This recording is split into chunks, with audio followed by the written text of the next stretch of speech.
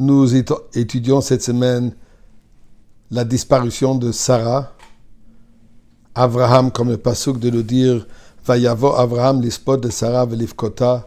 Abraham, il est venu, il a fait des éloges à Sarah et il a pleuré la mort de Sarah. Ensuite, la Torah nous raconte comme il est parti, il a acheté le terrain de Marat Marpella qu'on connaît jusqu'à aujourd'hui pour enterrer Sarah. Alors, dans cette idée de mort, enterrement, deuil, je voudrais juste partager quelques pensées sur le premier repas que les endeuillés mangent après l'enterrement. Coutume veut qu'on offre un bagel, un œuf dur ou des lentilles. Et ce repas s'appelle Soudat Havra'a. L'origine de ce repas, l'origine d'ailleurs de ce mot Havra'a, on trouve ça dans le prophète Shmuel, où là, le pasuk de nous dire, quand David Amelech était endeuillé pour son fils Abner, le pasuk dit Vayavo kol ha'am lehavrot et David lechem ba'odayom. Le peuple, les gens ont apporté un repas au roi David. Lehavrot, Soudat Havra. Mais l'origine qu'il faut leur emmener un repas, eh bien on trouve ça aussi dans la prophétie de Yecheskel. Dieu, quand il lui a annoncé qu'il va détruire le Beth Amikdash, Dieu lui dit aussi que son épouse va bientôt mourir. Mais il lui dit, tu ne ferais pas le deuil pour les morts et tu ne mettrais pas les chaussures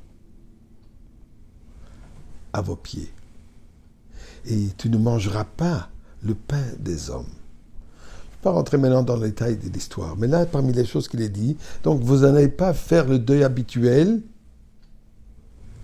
ne pas porter les chaussures, et aussi, tu ne devras pas manger le pain des gens, tu mangeras ton propre pain. Dit la Gemara en Moed Katan, de ceci, on peut voir que la Torah, le prophète, nous enseigne que l'endeuillé, il mange le repas qu'on lui amène, le repas des autres personnes. La raison simple est, étant donné que à ce moment, l'endeuillé n'a pas ni l'intention, ni l'envie, ni l'appétit de manger quoi que ce soit. Alors pour ça, les proches s'occupent de ses besoins. Mais pourquoi lentilles? Pourquoi un œuf? L'origine, la Gemara. La Gemara Bapatra dit la chose suivante. Amri. Ils ont dit Bemarava Mishmei de Rabba Bar Mari.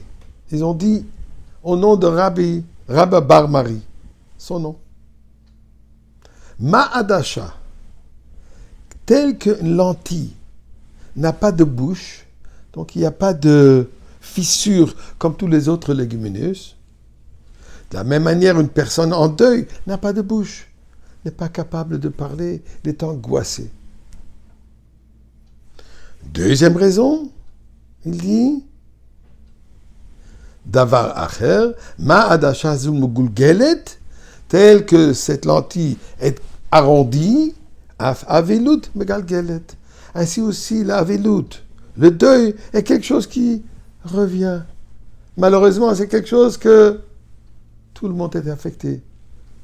Ça revient.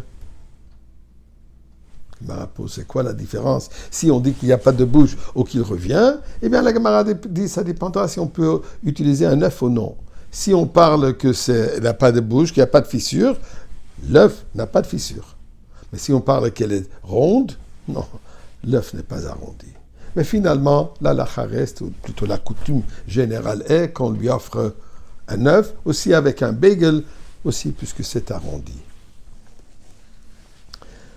Mais il y a encore quelque chose de plus particulier, l'idée de l'œuf. L'œuf, bouilli, préparé, représente une chose entière pour soi. Mais en réalité, l'œuf est plutôt là pour amener du vie. L'œuf symbolise une possibilité de donner naissance à d'autres vies. Donc, ce n'est pas seulement ce qu'elle est, mais il y a un futur.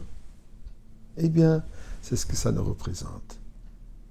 Que malgré que l'œuf tel qu'il est, on le mange tel qu'il est, il est complet, il est dur, c'est un repas, comme pour dire, mais son message est qu'un jour viendra que cet œuf, cette situation sera transformée et ça va donner naissance, ça va donner renaissance, ou plutôt ça va donner ressuscitation, résurrection pour tous ceux qui sont présentement disparus de nous.